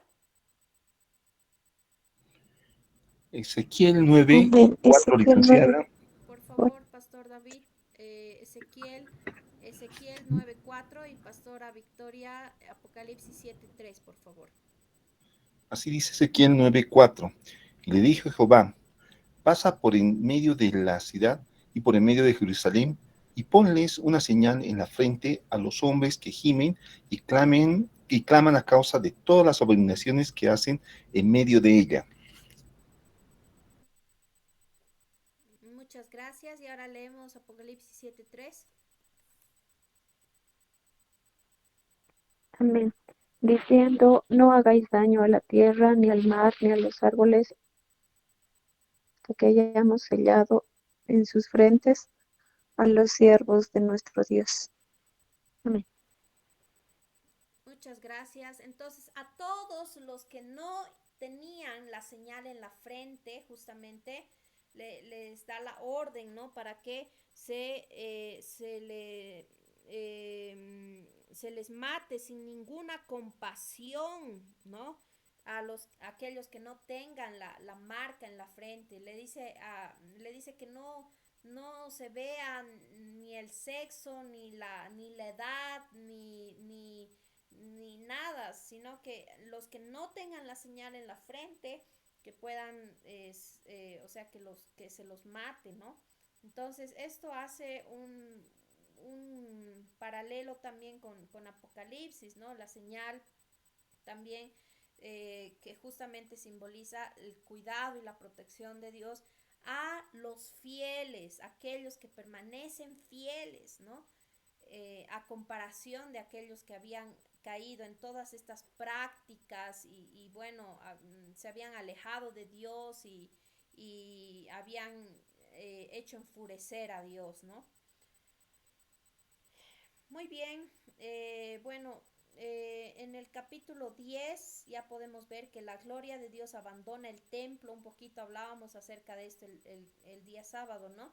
La gloria de Dios abandona el templo debido a la corrupción después de ver todas estas cosas que estaban haciendo dentro del templo, ¿no? Ya la gloria de Dios abandona el templo. Podemos leer estos versículos, Ezequiel 10, los versículos 18 y 19. Amén, licenciada. Así dice. Entonces la gloria de Jehová se elevó de encima del umbral de la casa y se puso sobre los querubines. Y alzando los querubines sus alas, se levantaron de la tierra delante de mis ojos. Cuando ellos salieron, también las ruedas se alzaron al lado de ellos, y se pararon a la entrada de la puerta oriental de la casa de Jehová, y la gloria del Dios de Israel estaba por encima sobre ellos. Muchas gracias, hermano. Entonces ahí podemos ver, ¿no? Que la gloria de Dios abandona. Ahora, algo impactante que menciona también el profeta es que esa misma visión la había recibido en el capítulo 1, ¿no? Eran los mismos seres vivientes.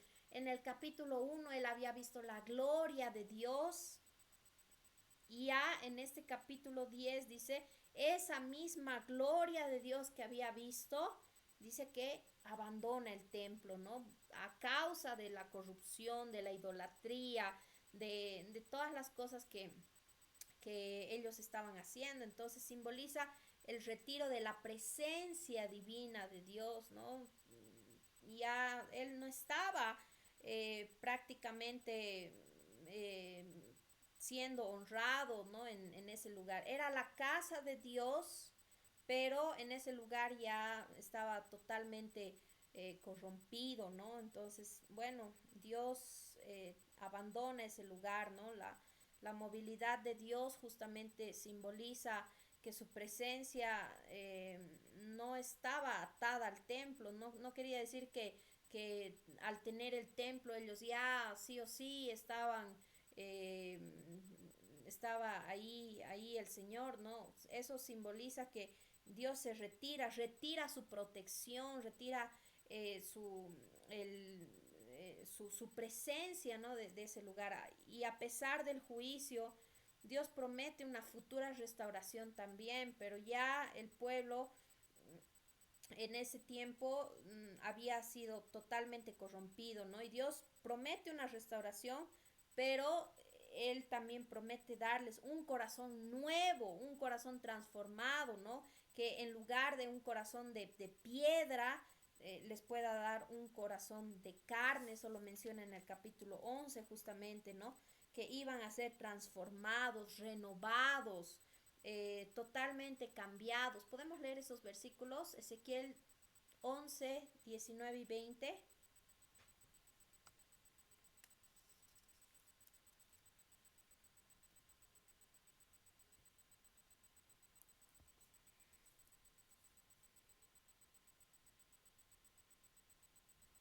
¿Alguien lo tiene? Amén, licenciada. Gracias. Adelante, por favor. Y les daré un corazón y un espíritu nuevo, pondré dentro de ellos y quitaré el corazón de piedra de en medio de su carne, y les daré un corazón de carne. El 20 dice, para que anden en mis ordenanzas y guarden mis decretos y los cumplan y me sean por pueblo y yo sea a ellos por Dios. Amén, licenciada. Muchas gracias. Entonces, Dios realmente promete una restauración futura, pero que ellos tenían que tener un cambio verdadero, una transformación verdadera, ¿no? De que ya no estén en esos mismos pecados, haciendo las mismas cosas, siguiendo los mismos patrones a lo largo de la historia, sino que ellos realmente puedan tener un cambio verdadero, ¿no?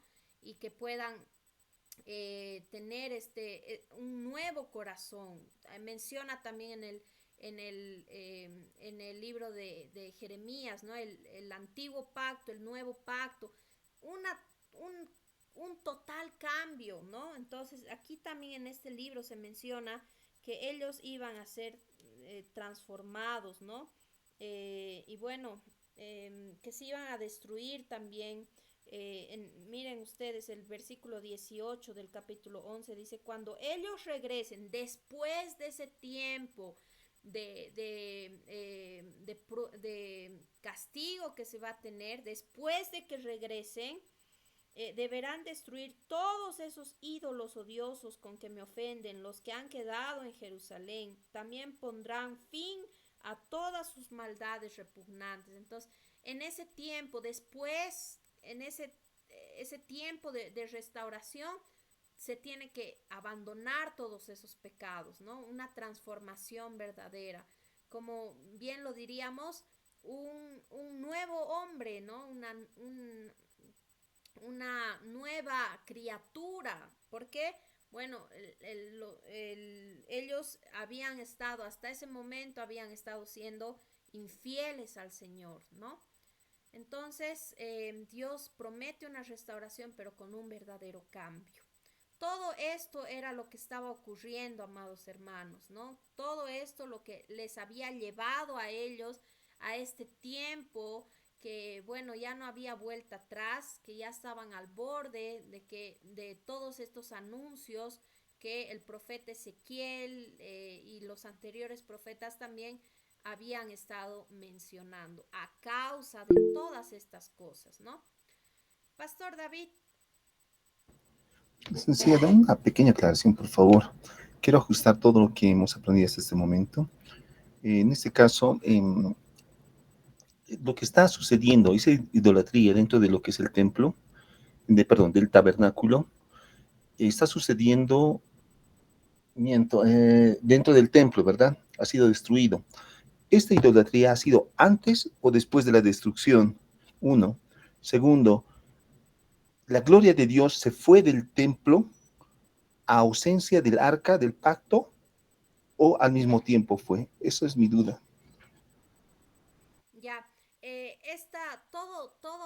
estos pecados que ellos estaban cometiendo era antes de la destrucción, ¿no? Hasta ese tiempo de la destrucción, este fue prácticamente hasta este tiempo, ellos habían estado en esta rueda de pecados, ¿no? Que continuamente estaban cometiendo los muchos pecados que ya los hemos descrito. Entonces era antes de que vayan al exilio. En ese tiempo de exilio, ellos tuvieron pues ya ese tiempo para poder pensar, para poder meditar, ¿no? Y ya en la restauración después futura, Dios le dice, yo les prometo que les haré volver de las naciones por donde los esparciré.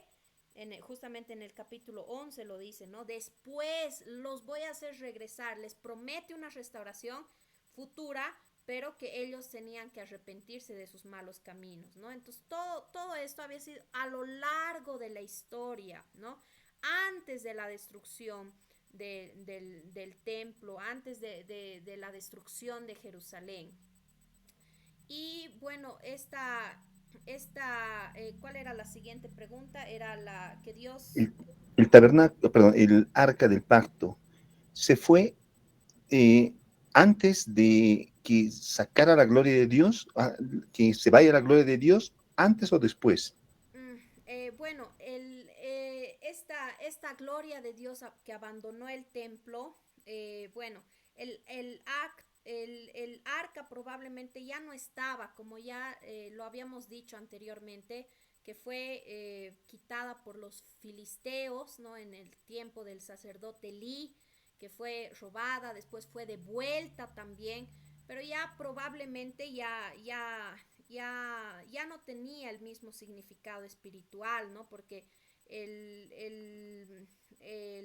bueno, el pueblo había perdido prácticamente esa comunión con Dios. Ahora, hay otra postura también que se dice, ¿no? Que, bueno, el arca tenía que estar ahí necesariamente porque esa era la presencia de Dios, pero la gloria de Dios no se fue porque faltaba el arca, se fue por la idolatría. Entonces, la idolatría había sido la consecuencia de que la presencia de Dios abandonara el templo, ¿no? Del arca no se menciona, querido pastor, pero muy probablemente que ya prácticamente el arca no estaba, ¿no? No estaba, ya había sido, y como les había dicho, el arca vuelve a aparecer recién en el libro de Apocalipsis, ¿no? Cuando Juan dice, se abrieron los cielos y vi el arca ahí, ¿no? En el cielo. Ciara, perdón, Sí. esa era mi pregunta del día sábado, porque yo le dije, en los tiempos de Jesús, lo que es la fiesta de Yom Kippur tenía que ser una ofrenda de sangre en el lugar santísimo, en el Santo Santorum, tenía que ser ahí, pero como no existía el arca, precisamente, tampoco no estaba la gloria de Dios, como hemos avanzado ahora, ¿qué hacían? Ya no había temor, es más, no había respeto siquiera al templo, ¿verdad? Quiero unir esas ideas, ¿no? Para tener mejor la historia en esta parte. Si me puede ir a licenciada, por favor. Es que justamente aquí lo hemos visto, que la gloria de Dios no estaba limitada al templo ni tampoco al arca del pacto. La gloria de Dios era independiente, ¿no? Ahora, según el libro de Levíticos, podemos ver, ¿no? Que el sumo sacerdote entraba al lugar santísimo, como usted lo decía, y bueno, se festejaba, ¿no? El Yom Kippur. Pero, ¿qué podemos decir? Que en realidad ya lo espiritual estaba totalmente debilitado en este tiempo, ya no había temor a Dios, ni en el templo, ni bueno, del arca del pacto, ¿no? Prácticamente ya no había temor a Dios. Si dentro del templo se estaban cometiendo todas estas abominaciones, entonces en el lugar donde debería estar tal vez el arca, ya prácticamente ya no había reverencia ni temor a Dios, ya no era de la misma manera, ¿no? ¿Me permite? Gracias, licenciada. Licenciada, ¿me permite? Ya, Por favor. adelante, hermano Juan Carlos. Sobre el punto, licenciada, hermanos, la presencia de Dios en el santuario en el desierto se manifestó precisamente después de que hicieron todos los muebles del santuario, incluyendo el arca del pacto, y vino la gloria de Jehová y llenó todo el templo, dice. La gloria de Jehová estaba precisamente en la Shekinah o Chiquina, como se pueda traducir, ¿no? En el arca del pacto, encima del arca del pacto. Ezequiel ve la visión que se retira la gloria de Dios, quiere decir que ya no está Dios presente ahí. Sin embargo, el arca seguía hasta que fue quemada, vamos a decir, ¿no? Con la conquista de los babilonios y se lo llevaron. No sabemos, en realidad, no sabemos dónde está el arca, ¿no? ¿Qué ha pasado? Pero el asunto es que cuando volvieron del exilio para ser restaurados, Ageo dice que pusieron la piedra fundamental para hacer un nuevo templo y todos lloraban. Pero ahí hizo una promesa, el Señor dijo, no se preocupen, si ven que esta casa ni las sombras de lo que había, pues aquí va a venir el deseo de todas las gentes, dice. Y está hablando de Jesús. Y en el Nuevo Testamento se ve que Jesús respetaba el templo porque dice, la casa de Dios, la casa de oración me causó celos, dice. Y empezó a votar, ¿no? Lo que estaban negociando con los sacrificios, todo eso. Al principio de su ministerio y también al final de su ministerio volvió a purificar el templo Jesús. Pero también Jesús dijo una palabra, como no quisieron cambiar de corazón, entonces vuestra casa queda desierta, dice. Y efectivamente, cuando Jesús murió en la cruz, el velo del templo se partió, ya no había más esa división del lugar santo al lugar santísimo, ya no era más sagrado. ¿Por qué? Porque ya se había cumplido la sombra, según Hebreos, que era todo esto, porque Cristo vino, el Cordero de Dios. Ahora, usted mencionaba que Apocalipsis menciona al arca del pacto, y se ve en los capítulos de Apocalipsis. Quiere decir que Jesús se ha ido al verdadero santuario celestial según Hebreos, ¿no? El de la tierra era una sombra del original. Entonces, Hebreos comenta que el santuario celestial está arriba. Y sabemos que Jesús se fue y estaba con el Padre. Ahora, en Ezequiel 9 se ha visto un sellamiento. Y usted nos ha hecho leer Apocalipsis 7. En Apocalipsis 14 se vuelve a mencionar en el versículo 1, dice, después mire, y aquí un cordero estaba en pie sobre el monte de Sión, con él 144,000. Esos son los sellados de Apocalipsis 7. Y entonces habla y menciona acerca de lo que pregunta el hermano David de Yom Kippur, porque dice el versículo 6, vi volar por el medio del cielo a otro ángel que tiene el evangelio eterno para predicarlo a los moradores de toda la tierra, a toda nación, tribu, lengua y pueblo, diciendo a gran voz, temer a Dios y darle gloria, porque la hora de su juicio ha llegado. La hora del juicio para los israelitas era el del Yom Kippur, precisamente el día de la expiación, donde se llevaba la sangre adentro del velo, ¿no? Al lugar santísimo. Y como no hay en la tierra, aquí está mencionando el santuario celestial. Entonces, en ese sentido, quiere decir, va a haber un sellamiento y va a haber una purificación del santuario en el lugar santísimo con una obra de juicio, como se hacía en el Yom Kippur. Ahora, si podemos relacionar esto con Apocalipsis 13, también hay un sellamiento, otra marca, es la marca de la bestia, licenciada. En ese sentido podría comentar. Gracias, hermano Juan Carlos. Y bueno, para terminar de responder al hermano David, bueno, hay que entender de que la gloria de Dios no estaba limitada ni al templo ni al arca del pacto, ¿no? Dios seguía con su pueblo, estaba presente, pero ya por sus muchos pecados prácticamente había salido de ese lugar que se estaban cometiendo, ¿no? Estos pecados tan, eh, tan depravables. No sé si alguien más quiere decir algo con respecto a esto, alguna acotación o alguna pregunta. Pastor David.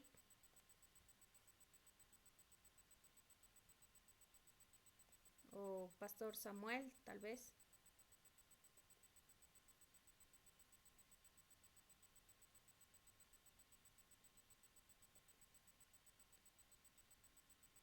Bueno, el rito seguía, pero faltaba lo principal, ¿no? Que era la Ahora sí, espiritualidad. Ahora sí, adelante. tenía mi micrófono apagado, perdón, sin activar.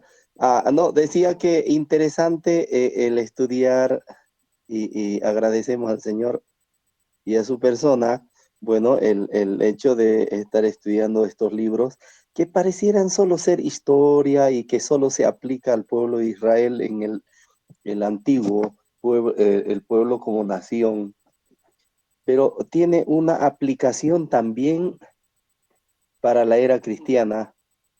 Y ya decía el hermano Juan Carlos, en realidad Ezequiel ve esta visión en relación al santuario o al templo que donde adoraba el pueblo de Dios como nación, pero tiene una trascendencia, un paralelismo interesante, digamos, con el santuario en el que Jesús fue a ser ministro, de acuerdo al libro de Hebreos, capítulo 8, capítulo 9, bueno, porque entendemos que cuando Dios ordenó a Moisés hacer un santuario que al principio era portátil, se le dice en Éxodo, haz un santuario y habitaré en medio de ustedes, y hazlo conforme al modelo que te ha sido mostrado.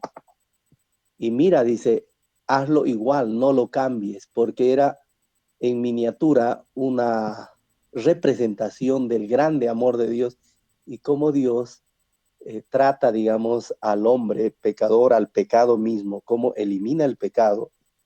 De manera que estudiar estos libros, digamos, nos lleva hacia el futuro, hacia nuestra era, y todo lo que de alguna manera se cumplió allá con el pueblo de Israel, se cumple hoy con, podríamos decir, el Israel, el pueblo de Dios que fue injertado en Cristo, ¿no? Porque Santiago escribe y dice, manda su carta y dice a las 12 tribus de Israel que están esparcidas en el mundo, ¿no?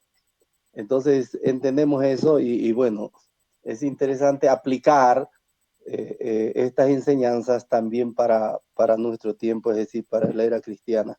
Me parece interesante, licenciada. Gracias. Gracias. Entonces, en el tiempo, Pastor David, perdón, Pastor Samuel, si puede apagar ya su micrófono. Gracias. Entonces, en el tiempo de los macabeos, lo que hablábamos el día sábado, ya no estaba el arca del pacto. En los tiempos de Jesús tampoco, ¿no? No estaba el arca del pacto. Se seguía celebrando tal vez los rituales, ¿no?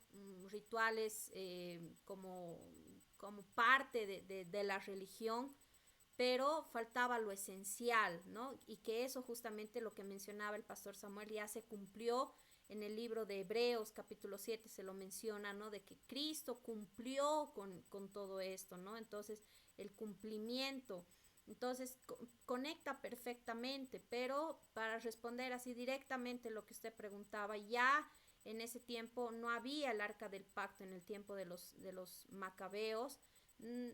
Tal vez no se sabe si nosotros buscamos en la Biblia, ¿no? Cuando exactamente desaparece el arca del pacto, no se menciona, ¿no? De que haya tal vez un lugar específico que diga en tal lugar desapareció, ¿no? Sino vemos que se menciona y después ya no se lo menciona más. Seguían los rituales, seguía todas las prácticas, pero prácticamente la gloria de Dios, tanto del templo como del arca del pacto, había salido, ¿no? Había por los pecados. Entonces, no sé si se ha podido tal vez responder su pregunta. ¿Tienen tal vez alguien más alguna acotación con respecto a esto?